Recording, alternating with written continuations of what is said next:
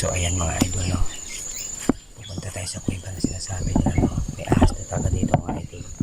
Kasi meron kami nakasalubong, no? Nagtanong ako kung ano bang kwento ng kuweba. Ang kwento doon ng kuweba mga idol, may ahas doon na parang hita daw kalaki yan. Dalawa daw ang ulo, nakabantay yata sa kuweba. So hindi naman yung intensyon natin eh. Ang intensyon natin, makita lang natin yung kuweba at makita lang natin siya, okay na yun. Wala tayong planong masama. So humingi ako ng tulong sa mga elemento dito ng mga bubuti. Nagabayan nila kami ng aking kasama mga idol. So lalapitan natin para masaksihan natin kung ano ba talaga ang mga idol ang kwento dito, kung totoo ba. Tara, let's go. Sabayan nyo si Manlalakbay.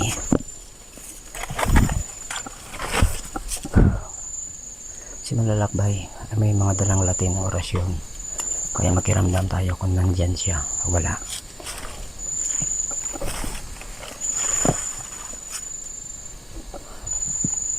Napakasukal pa lang ito mga idol, no? Ano bro? Asang bro? Asang kuweba? Ah, ayun mga idol ng kuweba. Try natin. Ha? Ito yung isa, oh. Wala na. Sabi po. Sarado na yan. So ayun mga idol, natin natin ito. Napakadelikado pala mga idol. Tabi-tabi. Ano mga idol, yung isang kuweba, oh. Kita niyo po ba mga idol? Tabi-tabi lang sa lahat ng mga kaibigan na Manlalakbay ng mga elemento. Nandito po si Manlalakbay. Huwag niyo po sana saktan kami mga kaibigan. Kami po nagbablog lamang at wala po kaming intensyong masama. Mga idol, grabe. Try nga natin. Okay, bante. Grabe sa lahat ng elemento dito.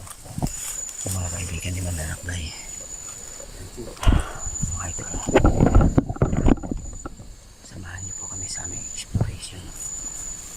Ayan, boss bungo, legit po itong boss bungo. May kwento po ang kuweba na ito. Aalamin natin to. Totoo nga ba?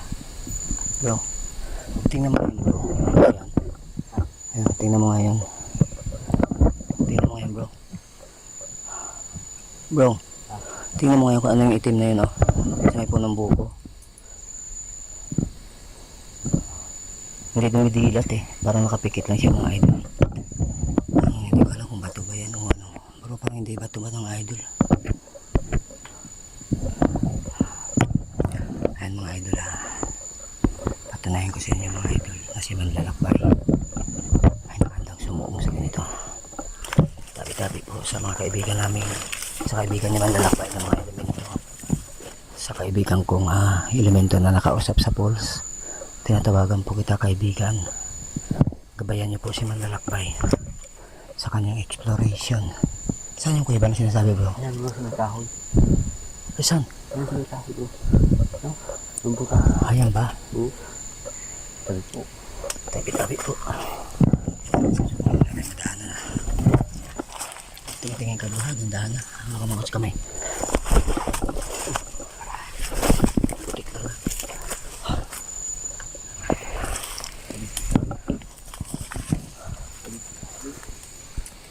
Tingnan niyo po mga idol, tingnan niyo po kung ano po ba yung kuweba na sinasabi. Tabi-tabi po. Asan bro? Ha?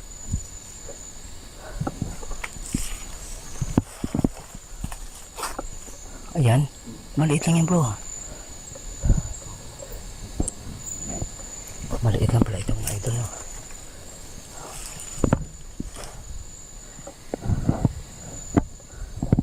Ano yung itim na yan bro? Kanina pa may naririnig dito. Ito. Hindi ako lumapit. Oo mga idol, no? Ang korte ng bato parang ahas mga idol. Tabi-tabi lang po sa tagabantay. Huwag ka po sana magalit kay Manlalakbay. Mabuti kong tao si Manlalakbay. Parang nakahirap nga talaga yung daan niya mga idol.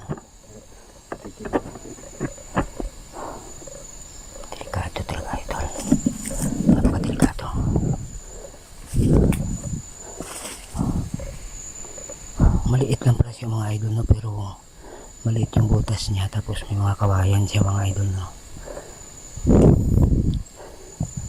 Lapitan nga natin ng konti.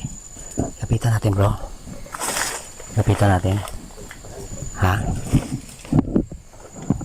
Tabi-tabi po sa inyo mga kaibigan, mga elemento, mga kaibigan ni Manlalakbay.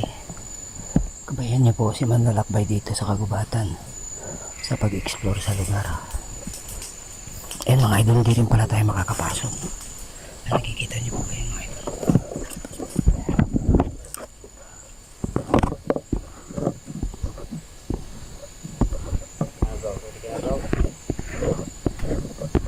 Nakikita niyo mga idol. Hindi pala tayo makakapasok mga idol kasi parang maliit lang siya na butas, pero maluwag daw yan mga idol sa loob. Tsaka yung korte kasi ng bato mga idol parang ahas, oh. Ha?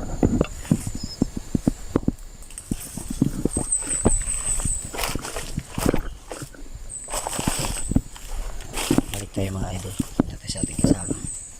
Kasi mahirap mga idol. Wala kasi ito siyang orasyon, eh. Baka siyang punteriyahin. Kita niyo mga idol. Pakaliit pala. Ha? Si mga idol. Kita niyo yung butas mga idol. Maliit lang pala yan ang butas mga idol, no?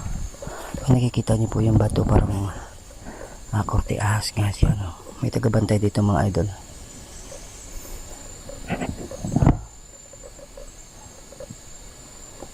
Pero ang ahas mga idol, tingin ko hindi naman siguro lumalabas yun. Sa mga elemento ng mga kaibigan ni Manlalakbay, gabayan niyo po si Manlalakbay sa kanyang exploration. Huwag niyo po sanang saktan. Humingi po ako ng patawad at pasensya sa lahat kung kami man po ay nakagambala at nagkaroon ng kasalanan. Patawad po sa inyo.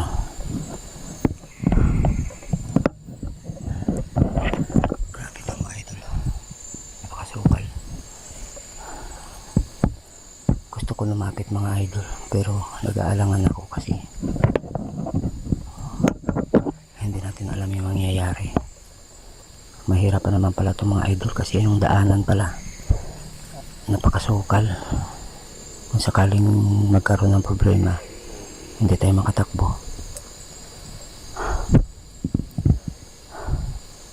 Walang sign sa akin yung mga elemento kung pwede akong lumapit.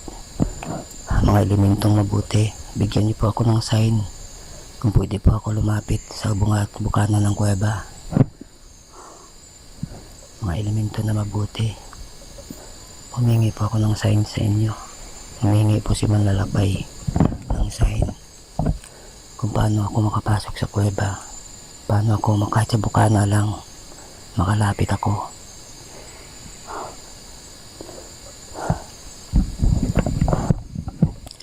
Mga idol, nakapita natin ito.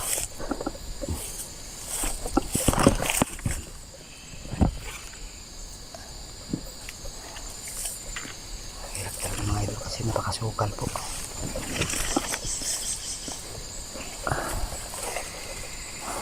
Tabi-tabi lang po sa lahat ng mga elemento at saka sa tagabantay. Pasensya na po, magbablog lang po kami. Wala po kaming gagawing masama dito. At mga ito lang bukana ng bunganga ng kuweba. Sa tagabantay ng kuweba, ipinapakita ko lang ito. Binablog ko lang po yung harap ng inyong kuweba para po makikita ko sa buong mundo na maganda po ang area nyo. Ayan mga idol. Kita niyo yung bukana ng kuweba mga idol. Napakaliit lang pala pero may nakapasok na daw dyan mga idol. May dala siyang lubid. Isa siyang may orasyon din. Kaya nakakapasok siya. Si Manlalakbay mga idol, parang alanganin pa. Alanganin pa makapasok. Kasi dito mga idol, wala mga tao na nakakalapit pa dito. Si Manlalakbay lang ang nakagawa ng ganito. Na nakapunta at nakakita ng bukana ng kuweba. Ayun mga idol, narinig kayo mga idol.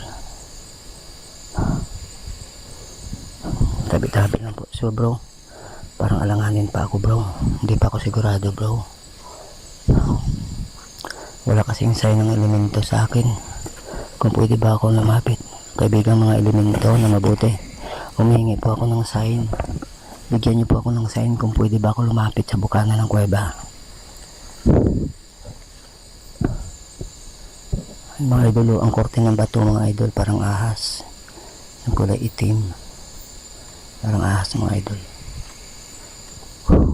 Silip-silip mo natin sa taas, hindi natin alam.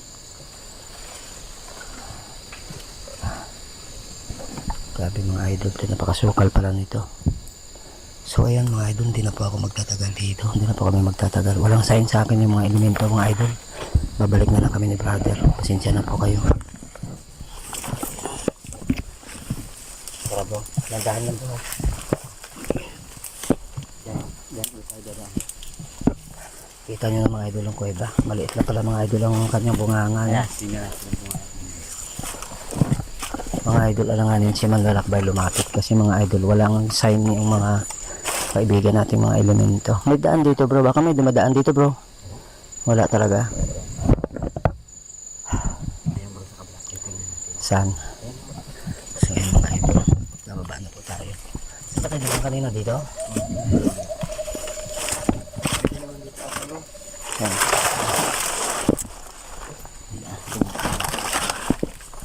Pati yung kasama ko mga idol, nag-aalanganin din kasi napakadelikado talaga masyado. Pero kung si Manlalakbay lang, okay lang. Yan problema mga idol. Yan yung kuweba. Yan mga idol, isang kuweba oh. Tabi-tabi sa lahat ng mga elemento na mabuti, mga kaibigan ni Manlalakbay, mga tagabantay na mga mabubuti. Patawad po kung kami pong mga tao ay nakagambala dito sa inyo. Subalit wala po kaming gagawing masama kundi ang mag-vlog lamang po sa lugar. Maraming salamat po sa inyong mga elemento, mga tagabantay na si Manlalakbay ay pinayagan ninyo na mag-vlog dito sa area. Maraming salamat po. Tara, baba tayo. Huwag na bro, huwag na tayo lumapit kasi masukal pala bro eh. Ayan po mga idol no. Ang akala ko kasi mga idol, yung kuweba malinis at saka mayroong daan. Ang problema pala mga idol, yung kuweba napakasukal din, walang daanan, kaya mahirap lumapit na marumi.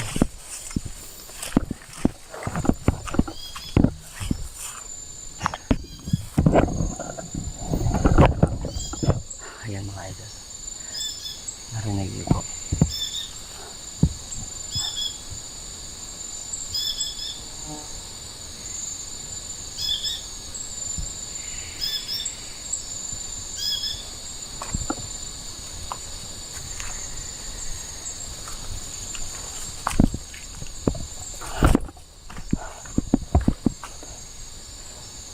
Magandang gabi sa lahat ng mga elemento ng mga kaibigan ni Manlalakbay na mga mabubuti.